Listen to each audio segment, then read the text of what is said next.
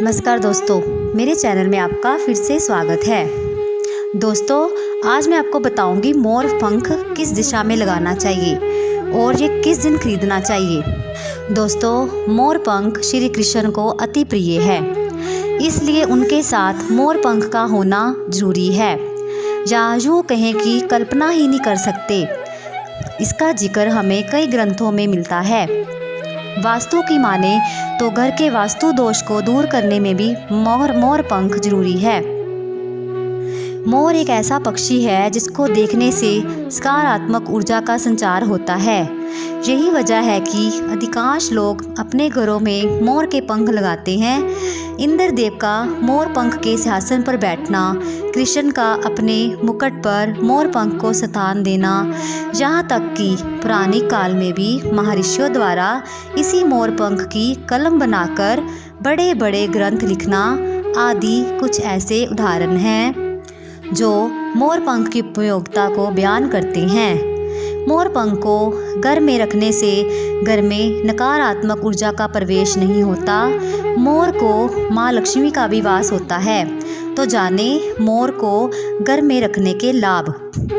मोर पंख में माँ लक्ष्मी है जो हमें धन धान्य से पूर्ण करती है और लोग इसे अपने घर की तिजोरी में रखते हैं। इसके अलावा अगर आप घर और ऑफिस में मोर की सुंदर फोटो और शो पीस रखें तो और भी लाभदायक होता है।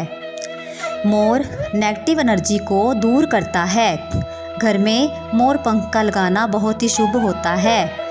और बेडरूम में अग्निकोण में मोर की फ़ोटो लगाने से पति पत्नी के बीच प्यार बना रहता है। इसके अलावा बेडरूम दरवाजे के सामने मोर पंख लगाना चाहिए, जिससे नकारात्मक ऊर्जा दरवाजे से बाहर चली जाती है। मोर पंख को घर में ऐसी जगह रखना चाहिए जहां से इसे सभी देख सके। वास्तु की माने तो इससे घर की सभी नकारात्मक ऊर्जा बाहर चली जाती है। ज्योतिषियों की माने तो अगर किसी व्यक्ति को किसी ग्रह से परेशानियां हो रही हो तो भी मोर पंख के सही इस्तेमाल से इसे ठीक किया जा सकता है। ग्रीक पुरानी कथाओं के अनुसार, वैसे तो हिंदू ही नहीं हर धर्म के लिए मोर पंख खुशी का पैगाम लाता है। जैसे ग्रीक वासी मोर के पंखों को स्वर्ग और सितारों की निगाह के साथ जोड़ते हैं, तो एशिया के देशों में मोर के पंखों को अध्यात्म के साथ जोड़ा जाता है। मोर का पंख घर में किस दिशा में लगाएं? मोर का पंख सुख समृद्धि का सूचक है। घर हो या ऑफिस, अगर पैसे की कमी हो रही है तो वहाँ दक्षिण पूर्व दिशा में मोर पंख रखना चाहिए।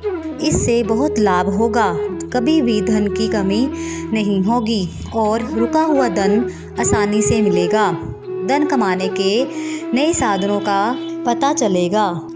मोर पंख कब खरीदें? मोर पंख हर घर के लिए बेहद शुभ माना जाता है। मोर पंख वही सही है जो मोर के द्वारा प्राकृतिक तरीके से गिरा हो। मोर को जबरन नुकसान पहुंचाकर मोर पंख लेना अशुभ माना जाता है। ऐसे में मोर पंख जो स्वयं गिरा हो वही मोर पंख लेना चाहिए। वो मोर पंख हमेशा जीवित रहता है। टूटा हुआ मोर पंख जब भी मोर पंख खरीदे तो शुभ मुहूर्त पे खरीदे। वैसे ही जन्माष्टमी, नवरात्रि, शिवरात्रि या किसी भी एकादशी को घर में मोर पंख लाना बहुत शुभ चल रहा है। दोस्तों, इस वक्त सावन का महीना चल रहा है। इस वक्त आप मोर पंख को अपने घर में लगाएंगे तो निश्चय ही धन की प्राप्ति होगी। इसको दक्षिणी पूर्वी दिशा में लगाने से घर में हमेशा बरकत बनी रहती है और धन की कभी कमी नहीं होती। अब मैं आपको बताने जा रही हूँ कुछ ऐसे उपाय जिससे आपको कोई जीवन में समस्या नहीं आएगी। तो दोस्तों, मोर पंख के बिना श्री कृष्ण का श्रृंगार अधूरा रहता है, इसलिए भगवान श्री कृष्ण की मूर्ति के साथ मोर पंख अवश्य लगाना चाहिए। ऐसा करने से नकारात्मक ऊर्जा नहीं आती। अगर आपका कोई काम बहुत दिनों से नहीं हो पा रहा या कुछ बाधा आ रही है तो किसी पूजा स्थान पर जाकर राधा कृष्ण की मूर्ति के पास मोर पंख रख आएं और 40 दिनों के बाद उसे अपने घर पर लाकर रख दें। ऐसा करने से आपके बिगड़े काम शुरू हो जाएंगे और अपने आप बनने शुरू होंगे। वैसे तो बच्चे शौक में भी किताबों में मोर पंख रखते हैं, लेकिन क्या आपको पता है जिनका मन पढ़ाई में नहीं लगता उन्हें अपनी किताबों में मोर पंख रखना चाहिए। ऐसा करने से पढ़ाई में बच्चों की रुचि बढ़ती है। अगर आपके घर में आग्नेय कोण में वास्तु दोष है तो आप उस दिशा में मोर पंख लगा सकते हैं। रेशम के पीले कपड़े में मोर पंख को लपेटकर अपने साथ रखना चाहिए। इससे आपके आकर्षण में वृद्धि होती है।